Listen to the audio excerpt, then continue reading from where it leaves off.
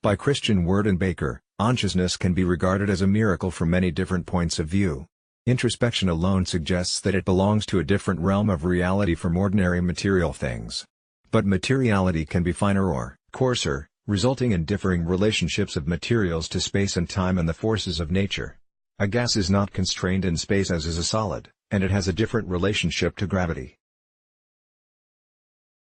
Is consciousness then made of a very fine material? Does it have any materiality at all? Is it subject to mechanical laws that do seem to operate in our brains?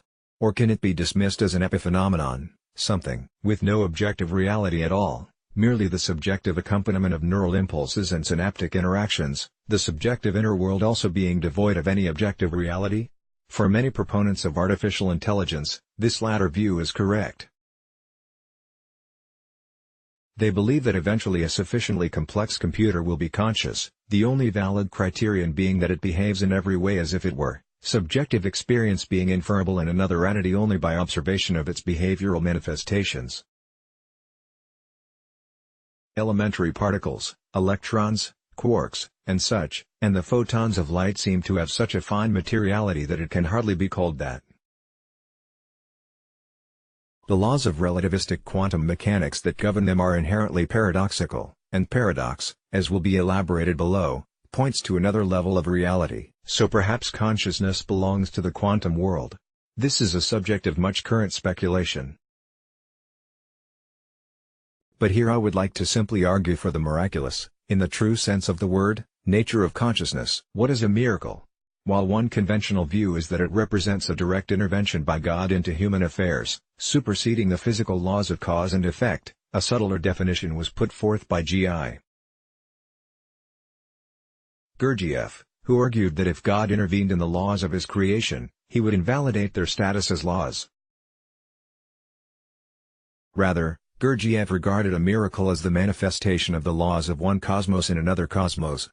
He regarded the universe as a living conscious being, made up of a hierarchy of cosmoses, nested within each other, each also a living being with a certain level of awareness. These cosmoses are somewhat variably described in his lectures and writings, but an acceptable list might be as follows: God, the universe, the galaxy, the solar system, the planet, the multicellular organism, plants and animals, human beings and similar beings elsewhere, so-called three-brained beings, which he regarded as fundamentally distinct from other animals, the cell or microbe. This is a radically different view from that of conventional modern science, according to which the above entities, aside from the first, are simply organizations of different sizes, but all on the same level, ruled by the same laws of physics. Gurdjieff also regarded the cosmoses as related to each other as 0 to infinity, in other words, as representing different dimensions. A miracle then would be due to the intrusion of the laws of a higher cosmos into a lower one. This again relates to different levels of materiality and of the relationships of things to space, time, and forces. A normal man cannot walk on water, but the wind can. Loaves and fishes do not multiply instantaneously, but shadows and echoes can. Human consciousness, which can join together all separate things, travel effortlessly into the past and future, and contemplate all the possibilities therein, thus belongs to a different cosmos and has a different dimensionality than ordinary material things. Penrose's Triangle. Image by Tobias R. Roger Penrose, in his book The Emperor's New Mind too, made a compelling argument that human consciousness and understanding are, at least in part, non-algorithmic, and therefore not reproducible in a computer, no matter how complex. His argument is based on various versions of Kurt Gödel's incompleteness theorem, one statement of which is that no formal system of mathematical rules of proof can ever suffice, even in principle, to establish all the true propositions of ordinary arithmetic. In other words, there are mathematical truths that are obvious to a mathematically savvy human being, and also incontrovertible, that cannot be derived algorithmically, using a set of axioms and logical rules, by a machine such as a computer. Gödel's proof is complex, but it is based on a paradox that is essentially the same as the more easily understood logical paradoxes that arise in relation to self-referential statements. For instance, the statement "this sentence is false," if true, is false, and if false, is true. In a mathematically rigorous way, Gödel showed that a self-contained system of rules of sufficient power to encompass ordinary arithmetic must be similarly self-referential, leading to a similar paradox, and as a result such a system will be unable to prove all the undeniable truths of arithmetic, whose truth is accessible to human intuition and insight. 3. The resolution of a paradox always involves a change in perspective. The statement less is more is paradoxical if less and more refer to the same thing, but it is so no longer if they refer to different things. Less formality can lead to more enjoyment, or less spice can result in a tastier dish. On the other hand, in Zeno's famous paradoxes, two parameters are measured differently when they should not be. One of Zeno's paradoxes is that motion is impossible, because to get from here to there one must first go halfway, but to get to halfway one must first get to half of halfway, and so on ad infinitum, so one can never get started. Here, space is regarded as infinitely divisible, while time is not. In either of these instances, a change in perspective is involved. A change in perspective is also a change in dimensionality, in a sometimes very abstract sense. This is obvious in a more concrete way in some visual paradoxes, in which a two-dimensional rendering of a three-dimensional scene or object can result in striking paradoxical behavior. So, it is logically permissible for a sentence to say that sentence is false, referring to another sentence, but not for it to say this sentence is false, referring to itself. Similarly, a non-Cretan could say all Cretans are liars, but if a Cretan were to say it, it would be paradoxical. There are any number of such self-referential paradoxes. Many who discuss these issues do not make it clear that human consciousness, experience, and understanding are inherently self-referential, and therefore paradoxical. Penrose, in his talks, available on the Internet, says that to understand something, one must be aware of it, and this must include self-awareness, or awareness of awareness. A thermostat can be said, in some sense, to be aware of the temperature, in that it responds to it, but it is not self-aware, and one cannot conceive that it has either consciousness or understanding. This is a very important distinction, which often gets glossed over in discussions of consciousness. We ourselves commonly function without much self-awareness, like a complex machine, with complicated reflex reactions provoked by sensory stimuli, as when we drive for miles while daydreaming and have little recollection of the trip. It is very different when I am aware of myself and my environment, vividly conscious of both, and of the qualities of all my perceptions. What has been called the hard problem of consciousness is the question of how we can experience qualia, the internal and subjective components of sensory inputs that cannot be reduced to formulas or measurements. It is not possible to explain what it is like to see red to a person blind from birth, even though one can describe the electromagnetic frequency spectrum and the color red's place in it. It is not entirely obvious at first glance, but experiencing sensory stimuli requires awareness of oneself experiencing, and the same is true of any real understanding of anything at all. A machine can react to inputs, and can list a series of numbers or facts, but it cannot be said to have either experience, understanding, or consciousness. These are on another level, or in another dimension, which is why attempts to put them on the same level, as algorithmic computations, lead to self-referential paradoxes. The opposing argument, made by those who believe in the possibility of consciousness in computers, is simply to dismiss the hard problem, saying that, from a strictly scientific point of view, if a computer could completely mimic human behavior, there would be no objective reason to deny that it can have subjective experiences. In a way, only the feeling of actual subjective experience can go against this argument. The non-algorithmic nature of consciousness is itself a truth that is obvious only to human intuition and insight. Nevertheless, Gödel's proof supports the idea that experience, consciousness, and understanding, being inherently self-referential, require another dimensionality compared to strictly mechanical or algorithmic processes. Where, then, does our consciousness come from? One of Gurdjieff's main ideas is that we humans are three-brained, having a moving instinctive brain, an emotional brain, and an intellectual brain. Other mammals he regarded as having only the first two, and lower animals such as worms only the first. Each brain is tuned to a different aspect of reality. We must understand that every normal psychic function is a means or an instrument of knowledge. With the help of the mind we see one aspect of things and events, with the help of emotions another aspect, with the help of sensations a third aspect. The most complete knowledge of a given subject possible for us can only be obtained if we examine it simultaneously with our mind, feelings, and sensations.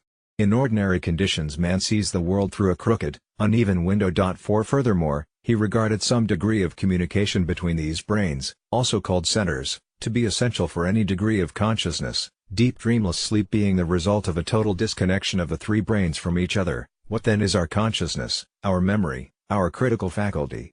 It's very simple. It is when one center specially watches another, when it sees and feels what is going on there and, seeing it, records it all within itself. 5 Geological time scale. United States Geological Survey. Would it be sufficient then for one machine to monitor another for consciousness to arise? Transfers of information from one memory store to another also occur in computers. Perhaps. The word specially in the above quote needs elaboration. For one thing, the three brains are not the same, as described in the first quote. Each has a different view on reality. Gurdjieff indicates that ideally the three brains work with different patterns and frequencies of vibrations, that they are related to different cosmoses. Correspondingly, each has a different food. The food of the moving instinctive brain is ordinary food, the food of the emotional brain is air, and the food of the intellectual brain is sense impressions. 6 Each of these foods comes from a different level of the universe. Ordinary food comes from the earth. The food of the emotional brain is obtained from the transformation of elements of other planets and of the sun itself of that system, where this three-brain being has the place of his arising and existence.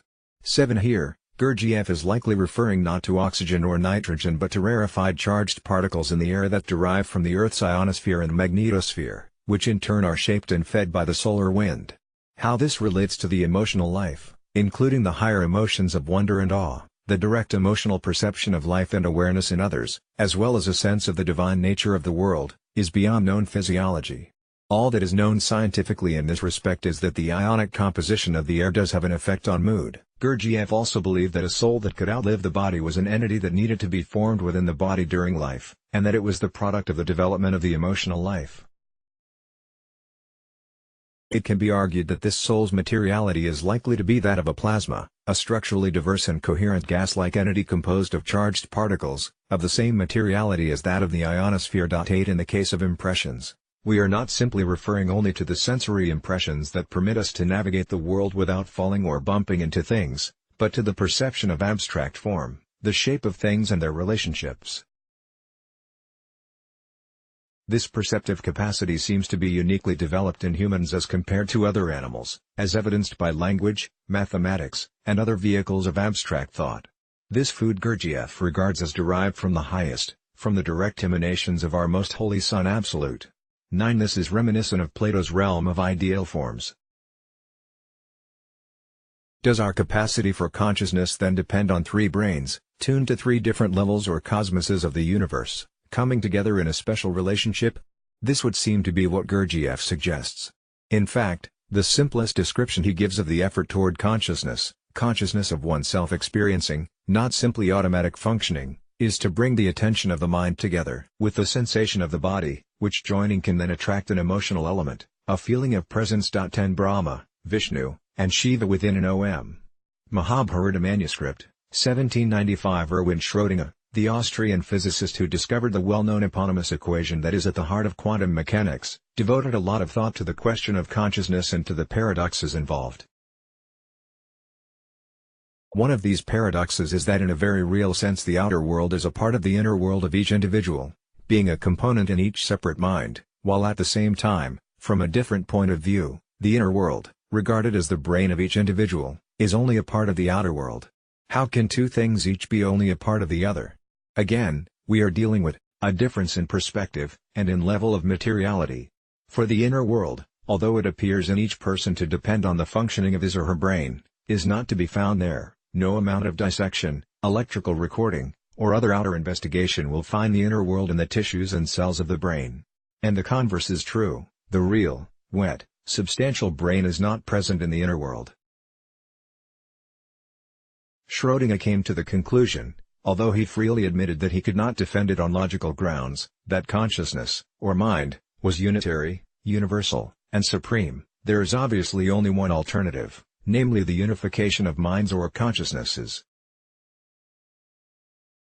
Their multiplicity is only apparent. In truth, there is only one mind. This is the doctrine of the Upanishads. And not only of the Upanishads. The mystically experienced union with God regularly entails this attitude unless it is opposed by strong existing prejudices. 11 In the Upanishads, consciousness, called self in the following quote, is likened to a universal light that shines through each being as through a window, knowing that the individual self, eater of the fruit of action, is the universal self, maker of past and future. The wise man knows he has nothing to fear, born in the beginning from meditation, born from the waters, having entered the secret place of the heart, he looks forth through beings. That is self. 12 Self, consciousness, and God are therefore synonymous, and intimately self-referential, as told by God to Moses, I am that I am. Exodus 3:14. How this relates to the tripartite nature of consciousness postulated above remains somewhat mysterious, but it is perhaps not irrelevant that in many religions the Supreme Being is a Trinity, Father, Son and Holy Ghost, Brahma, Vishnu, and Shiva. It is said in a number of religious teachings that God created man so that he could know himself. Is it then necessary for consciousness to be embodied, incarnated, in 3 brain beings for its potentiality to become manifest? And there is a third element in this relationship, other conscious beings, as reflected in the first 2 New Testament commandments. Jesus said unto him, Thou shalt love the Lord thy God with all thy heart, and with all thy soul, and with all thy mind.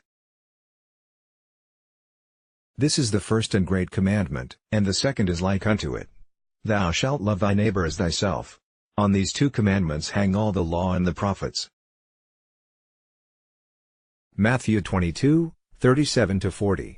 Mysteriously, the recognition of consciousness in others seems to be a necessary component of consciousness. If there were only a single conscious being in the world, how would it know what was inside itself and what outside?